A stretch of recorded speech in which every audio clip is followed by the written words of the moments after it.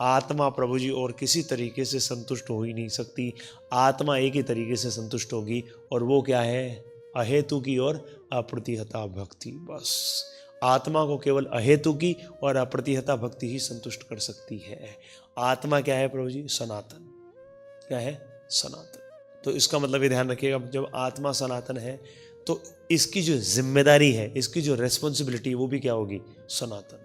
तो वो क्या है? भगवान की भक्ति, प्रेममय सेवा। बस उसको, इसका मतलब ध्यान रखिएगा, बद अवस्था में भी हमें सेवा करनी है और मुक्त अवस्था में भी सेवा करनी है। सेवा कभी रुकनी नहीं चाहिए, सेवा कभी रुकनी नहीं चाहिए। इसलिए भगवत भक्त और कुछ क्या है प्रभु जी?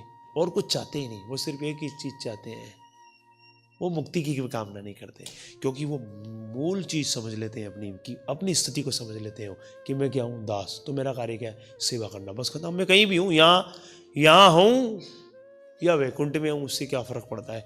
अगर मैं सेवा में लगाऊं तो मैं वैकुंठ में ही हूँ, क्योंकि वैकुंठ में क्या करी जाती है? सेवा, 24 घंटे। अब कोई भले ही यहाँ हो और सेवा में लगा है, तो वो वैकुंठ में ही तो है। भक्त इस तथ्य को जानता है, इसलिए वो क्या है प्रभु जी? और कुछ नहीं।